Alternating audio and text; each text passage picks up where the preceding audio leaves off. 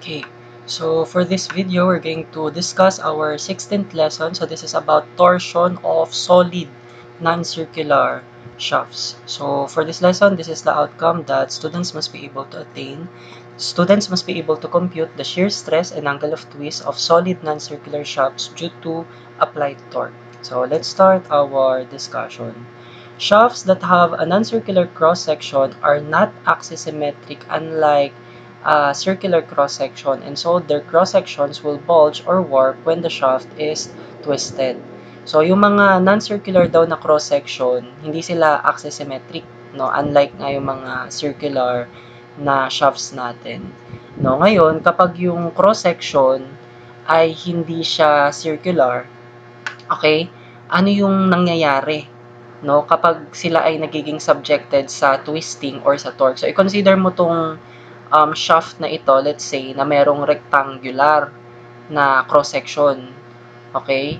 So, kung meron tong rectangular na cross-section, so let's say ito yung kanyang undeformed condition. Pero once na yan ay in-applyan mo na ng torque. Okay? So, ito twist ng torque, no? Itong shaft na ito. So, ang mangyayari, no, doon sa kanyang cross-section, as you can see, no, so siya ay nade-deform this way na hindi katulad sa mga circular cross-section na kapag tinwist mo yung mga shaft with circular cross-section, 'di ba, magro-rotate lang, no, yung kanilang cross-section. But in this case, as you can see, yung cross-section nito, no, hindi na siya nag-remain na plane unlike nga sa mga circular. So ang nangyari sa cross-section nito, no, siya ay nagba-bulge, no, or nagwa-warp. Okay, so as you can see nga, no, dito sa illustration na ito. So dahil ganyan yung nangyayaring deformation sa kanya, so yung analysis natin para sa mga non-circular shafts ay iba, no, kaysa dun sa ginagawa nga natin sa circular shaft. So actually, for non-circular shafts, meron na tayong mga formula na established, no. These are actually empirical formulas, no, na pwede mo na gamitin directly. No? So, let's say, para sa cross-section na square, equilateral, triangle, at ellipse, ito na yung kanilang established na pag-compute, no, ng maximum shear stress at angle of twist. So, para sa square, let's say, with side A, ang kanyang maximum shear stress, it can be computed by 4.81 T over A cube, wherein yung T dito, yan yung internal torque. Yung A naman, yan yung side ni square. Yung kanyang angle of twist naman ay 7.10 TL over a to the 4th times g. Wherein yung L dyan, yan yung length nung let's say shaft, and then yung g, yan yung modulus of rigidity. Now, for equilateral triangle naman, okay, na let's say yung side niya ay, or sides niya ay A, okay, ang kanyang maximum shear stress ay 20T over A cube. And then yung kanyang angle of twist ay 46TL over A to the 4th times G. Okay, para sa ellipse naman, no, wherein yung, let's say, major radius niya, yun yung longer na radius niya, yan ay A. And then yung B naman, ito yung kanyang minor na radius or yung shorter radius niya. So, ito yung pagkuha ng kanyang maximum shear stress, 2T over pi AB square. And then yung kanyang angle of twist ay quantity A square plus B square times T times L over pi A cube B cube times G. So again, these are empirical formulas. So kailangan mo talagang tandaan itong mga ito. So kumbaga itong mga to limited lang talaga, no, para sa mga kumbaga shape na yan, no, ng cross section. Okay, ngayon although ito mga nag-exist naman din talaga ito, no, in real life, pero commonly ang ginagamit talaga ay circular. Bakit? Kasi yung mga circular na cross section na shaft, they are the most efficient. Kasi kung ikukumpara mo to, no, yung mga result, let's say from this formula, na kapag kinompare mo yung mga let's say maximum shear stress para dito sa mga shape na to, tsaka angle of twist, kung ikukumpara mo siya dun sa maximum shear stress for circular cross section and angle of twist, mas mababa or smaller yung nakukuha para sa mga circular cross-section kahit na yung sinasubject na torque ay same lang. So, ibig sabihin yun nga, ang mga circular cross-sections na shaft, sila yung most efficient na ginagamit. Kaya sila yung commonly na ginagamit. Okay? Sige. Ngayon, meron pang isa, no, na shape ng cross-section na pag-usapan natin dito, which is yung rectangular na cross-section. So, iba to dun sa square ha, kasi yung sides nito, magkaiba, no? Let's say may side A siya at saka side B. So, yung isa dyan ay longer, yung isa naman ay shorter side. So, ganito yung pagkuha ng kanyang maximum shear stress. So, it's just T over C sub 1 times AB square. And then, yung theta niya naman ay equal sa, or angle of twist, TL over C sub 2 AB cube times G. Ngayon, may makikita ka dyan na C1 at C2. Ano yung C1 at C2 na yan? Yung C1 at C2 na yan ay makukuha mo dito sa table na ito. Okay, so paano mo siya makukuha? So, kailangan mo ng ratio na A over B. Ngayon, ano tong A over B na to? Yung A over B na to, take note, yung A dito, yan parati yung longer side nung rectangle na cross-section. Yung B naman, yan lagi yung shorter side. Okay? So, take note of that. Laging mas malaki yung A, yan yung longer side. Okay? And then yung B, yan yung shorter side. So, it doesn't matter kung length ba siya or width siya. Basta kung alin yung longer, yun yung A. Yung shorter, yun yung B. Okay?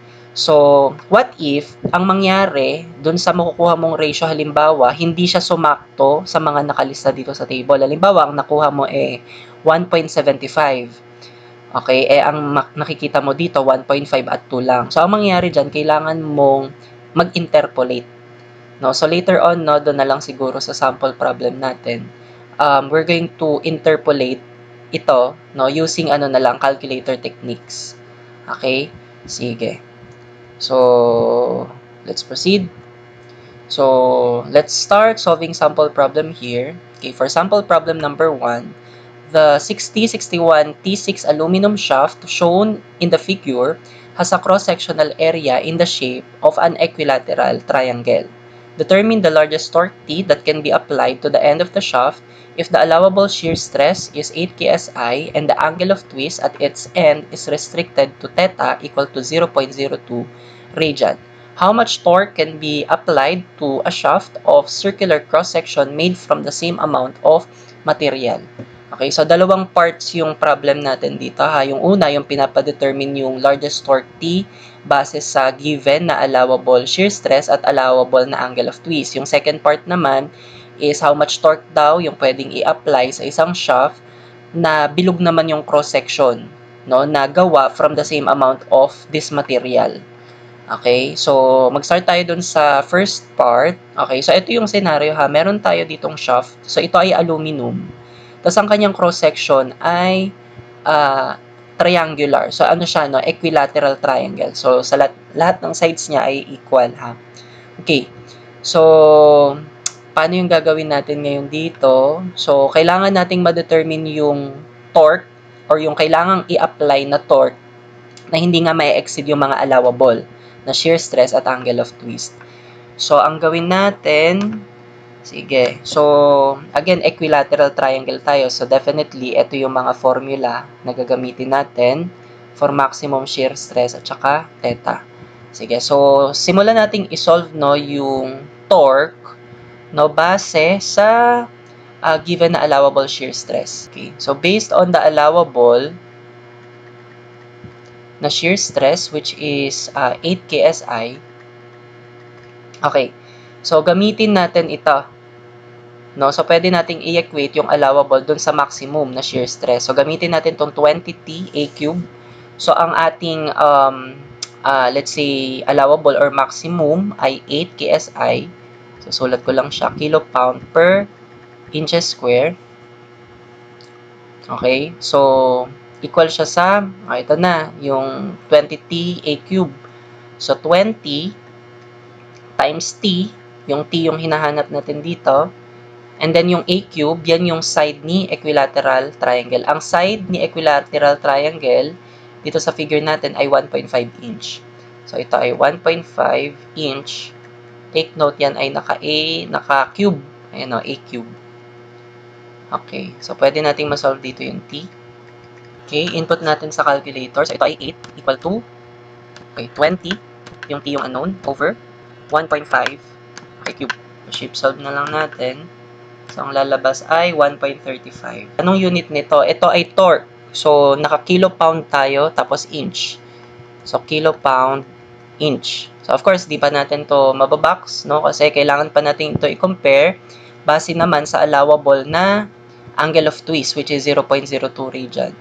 So, based on the allowable angle of twist, okay, yun daw ay 0.02 radian. So, gamitin natin yung formula para sa angle of twist. So, punta ka dito kay table. So, ito ay 46 TL over 8 to the 4th G. So, diretso natin siya dito. So, ito ay 0.02 equal to, okay, 46. Okay, yung T, yan yung hinahanap natin. Ang length netong shaft na to, base sa figure, ito ay 4 feet. Okay, so 4 feet. Now, multiply natin to ng 12 po, no, para maging inch. Okay, over. Okay, A to the 4th. Again, yung A, yan yung side ng equilateral triangle, which is 1.5 inch. Tapos naka-raise to 4. And then yung kanyang G, binanggit na kay problem, no, na ang G natin ay 3.7 times 10 raised to 3 KSI. So, ito ay 3.7 times 10 raised to 3. So, walang problema sa unit, no? Kilopound per inches square. Okay, so we can solve for the torque here. So, pindot natin sa calculus, 0.02 equal to, okay, 46 alpha x, okay, times 4 times 12, okay, over 1.5, okay, naka-raise to 4 tayo, okay, times 3.7 times 10 raised to 3. Ayan, so, shift solve natin. Okay, ang value ni T ay 0.16967. So, ito ay naka-kilopound inch din, no? Okay. Ngayon, i-compare mo yung dalawa nating nakuha na T. So, sa dalawang T na ito, okay, sino yung dapat nating piliin? So, take note, yung T, no, from the formula, yan ay nasa numerator. No? So, ibig sabihin, ang kailangan mong piliin dito is yung smaller value para yung mga allowable na shear stress nga at angle of twist, hindi sila ma-exceed. So, use smaller value of T. So, therefore, okay, therefore, ang ating largest torque, let's say, ano na lang, Tmax, ito piliin mo, yung 0.16967 kilopound inch. So, ito na yung sagot para dun sa first part ng problem. Okay.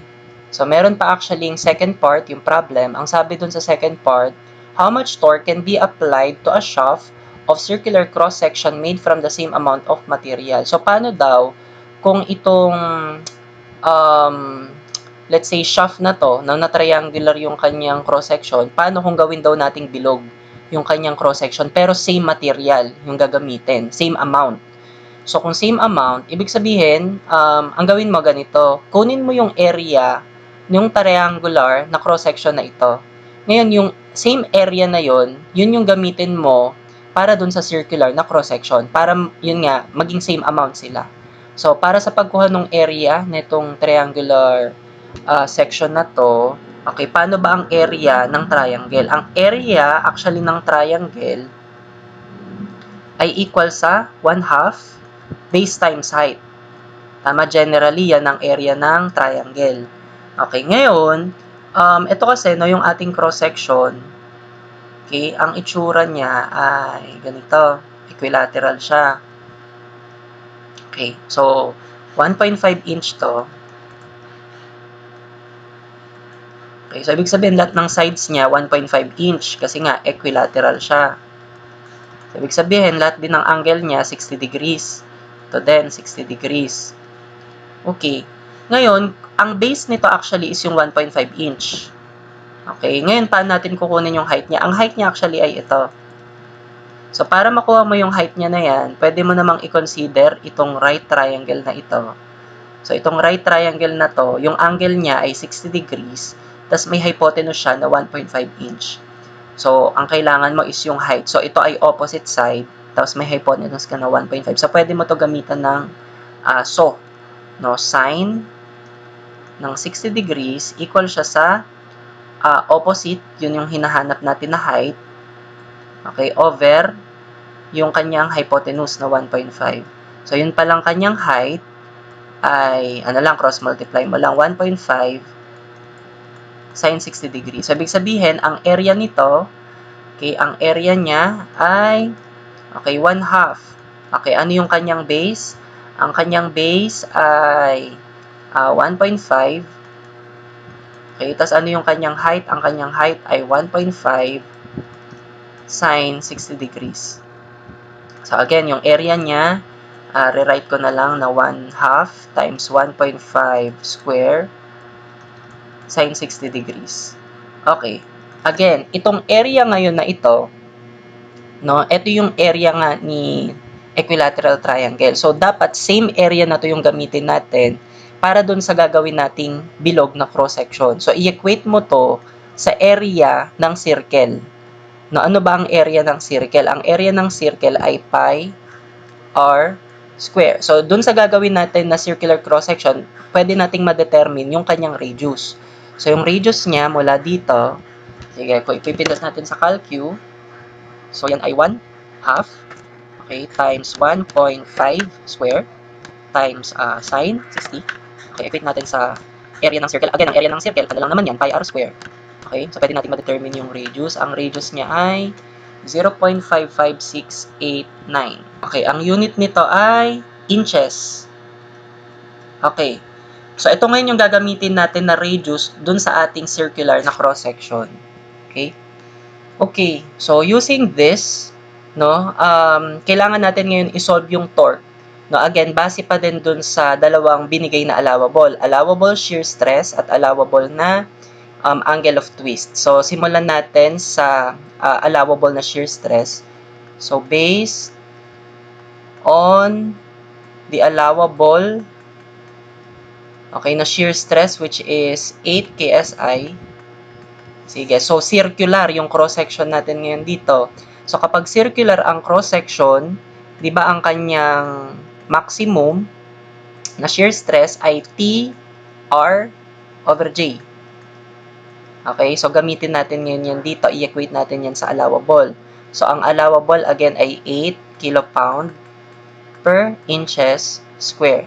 So, equal to yung T, yan yung hinahanap natin ngayon. Yung radius, o yan na nga, no, yung kinompute natin, 0.55689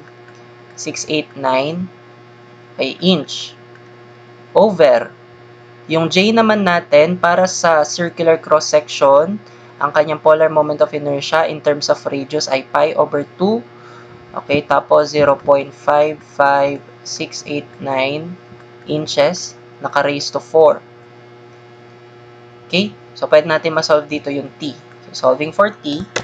So, siguro store natin to. Stored value yung gamitin natin. So, 8 equal to, okay, yung T, yan yung unknown, times, in-store ko yan kay A, yung radius natin, over pi, over 2, okay, times, in-store ko sa A, okay, yung radius, so raised to 4. So, ito ay, should solve. Okay, so, ang value ni T ay 2.17025. Okay, torque ito. So, naka-kilopound at inch tayo. So, kilopound, inch. Now, check naman natin siya based on the allowable angle of twist. So, ang allowable angle of twist natin ay 0.02 radian. Okay? So, kapag circular ang ating cross-section, okay, ang ating angle of twist, di ba yan ay TL over JG. Okay, so gawin natin. So, ang ating angle of twist ay 0.02 equal to, ang T, yan yung hinahanap. Ano yung ngayon yung length neto? Ang length niya, again, from the figure, 4 feet. So, 4 feet, multiply natin to ng 12 para maging inches. Over, ang kanyang J, again, ay pi over 2. Tas yung radius na lang, 0.55689 inches, naka-raise to 4. Okay, ngayon ang G, ano ang G neto? Same pa din naman, 3.7 times 10 raised to 3 kilopound per inches square. So, we can now determine yung torque base kay allowable angle of twist. Pindot natin sa calcu. So, this is 0.02 equal to, okay, yung torque, yan yung unknown, times 4 times 12 over pi over 2. Okay, times, okay, yung radius, in-store ko kanina kay A, naka-raise to 4 times 3.7 exponent 3. Okay, shift solve natin. Okay, ang lalabas na T ay 0.23290. Okay, kilo-pound inch. Okay, so mula dito, again, compare mo yung nakuha natin na value ni torque based sa allowable shear stress at based sa allowable angle of twist. So, ang piliin natin is yung smaller value. So, again, use smaller value of T. Okay. Therefore, ang ating maximum torque ay 0.23290 kilo-pound inch. So, this is already the answer. Alright. Now, for our second sample problem, determine the largest torque that can be safely applied to the rectangular steel bar if the maximum shear stress is limited to 120 megapascal. Okay, also compute the corresponding angle of twist using G equal to 80 gigapascal for steel. Okay, so ito yung ano natin, given figure. So, ito daw ay steel bar na yung kanyang cross-section ay rectangular. As you can see, no, meron siyang 20 mm na let's say base, tas yung height niya ito, yung 6 mm. Okay? So, unang pinapa-determine sa atin is yung largest torque that can be applied, no, base doon sa maximum shear stress na 120 megapascal. Okay, take note ha, rectangular yung ating cross-section.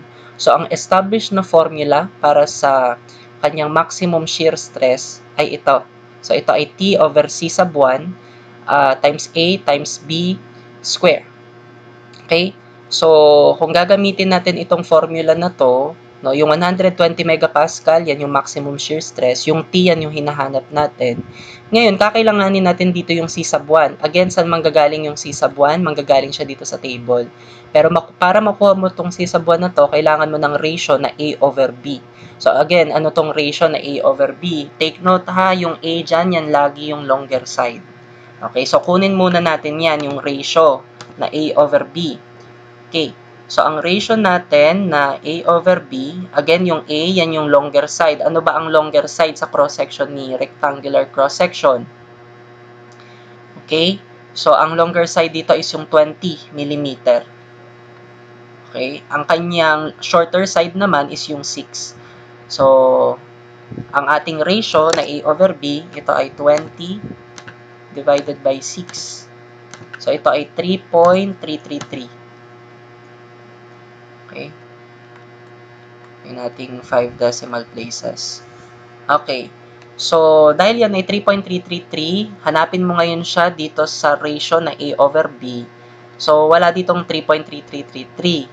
So, pero yung value na yan, no, yan ay nasa pagitan ni 3 at saka ni 4. So, dito mo makukuha yon, no, yung 3.3333. Okay, ngayon, ang kailangan nating makuha, yun nga, is yung C sub 1.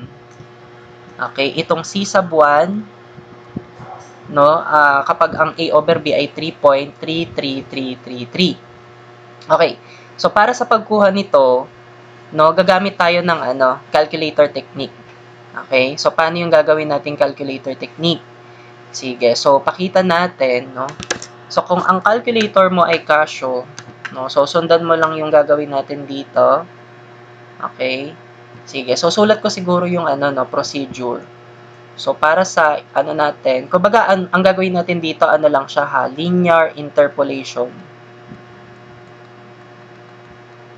Okay, using calculator technique. Okay. So kung ang calcu mo ay Casio, Okay, sige, susulat ko yung procedure, no? Kasi iba din yung ano, kapag sa Canon naman. Sige, ipapakita ko rin, no, kung ang calcu mo ay Canon. Okay, so kung ang calcu mo ay katulad na itong calcu na nakikita mo nga sa screen, okay, so ito ay Casio. So pindutin mo lang yung mode 3. So hanapin mo yung stat. So mode 3 siya. Sige, so yan ay mode 3. Actually sa Canon din, same yan, mode 3. Okay, mode 3. And then sa Casio, no, ito yung mga makikita mong option. So, ang piliin mo dyan is yung linear, which is yung 2, yung a plus bx. So, which is yan nga, yung a plus bx. Sa Canon naman, actually, ano din siya, 2 din siya, pero ang nakalagay doon ay linear, kasi nga linear interpolation ito. Okay, and then after nyan, no, makikita mo itong table na ito. So, sa table na to, okay, yan ay x at saka y, no? So, ano yung ilalagay mo dyan? Okay, ang ilalagay mo dyan sa table na yan is ito. Since ito yung kailangan mo, okay, so, ilalagay mo dito yung value na, let's say, ang ilagay mo na lang sa x is yung ratio na a over b. So, yung 3 at 4, lagay mo siya dito. So, ito ay 3, tapos 4. Tapos yung y naman, yung corresponding na c1, yung 0.267, tsaka 0.282. Okay, ngayon, ang kailangan mo ay c1, kapag ang a over b ay 3.3333. So, ilagay muna natin sa calcu, no? So, sa x, again, 3, tsaka 4. Tapos dun sa kanyang y, 0.267, tsaka 0.282. Okay. So, after mong i-fill yan, okay, yung table na yan, sige, makikita mo yan, i-ano lang natin, lagay natin dito. So, yan na, yung i-fill mo yung table. And then, ang next na nagagawin mo, okay, you have to press yung AC. Okay, just press AC. And then, after nun, kapag Casio, hanapin mo yung stat, no, dito sa, ano niya, yung sa mga number niya, di ba, ang stat, ito nasa 1. So, i-shift 1 mo yan. Shift 1. Okay. Pero sa Canon, okay, ang kailangan mong hanapin dyan is yung apps. No, yung apps makikita mo siya sa baba ng shift, no? Sige, and then after neto, piliin mo ngayon yung regression. So, piliin mo yung regression, yun ay 5. Okay, sa Canon, ang regression ay 8. So, piliin mo yun. And after nun, no, may makikita kang ganitong options. No? So, ang kailangan natin ay C1. Ang C1 ay nasa Y. Okay? So, ang piliin mo dyan is ito yung Y hat. Piliin mo yung Y hat. Ngayon, before y hat, mag-input mo dyan yung corresponding x nga, which is yung 3.333. Okay, so iyan mo yan. Okay, so 3.3333. Y hat value yan. So yung makukuha mo dito na value, yan yung C1. Okay, so yan ay i-press equal mo lang. Okay, at ang lalabas ay 0.2719999.5. So pwede natin itong gawin na lang na 0.272. Ayun na. Okay, so ito na ngayon yung value ni C1. Okay, so pwede na natin actually gamitin, no, itong formula for maximum shear stress. So, base, no, sa maximum ano natin, shear stress na given, yan ay 120 megapascal. So, gamitin natin yung formula na yan to solve the torque. So, yan ay 120, let's say, Newton per millimeter square. Equal yan sa, okay, yung T, yan yung unknown. And then yung C1, nakuha na natin, ayan ay 0.272. And then yung A natin, again, yan lagi yung longer side, which in this case, 20 mm. And then yung B, yan naman lagi yung shorter side, which in this case, yung 6 mm. Okay, so naka-square. So, pwede natin makompute dito yung T. Okay, solving for T. So, it's just, okay, 120 is equal to, okay, yung T natin, alpha x, over 0.272 times 20, okay, times 6. So, naka-square yun. Okay, shift solve natin. Ang lalabas na T ay 23,500.8. Okay, ano ang unit natin ngayon dito? Naka-Newton tayo, tsaka millimeter. Actually, ito na yung sagot sa letter A.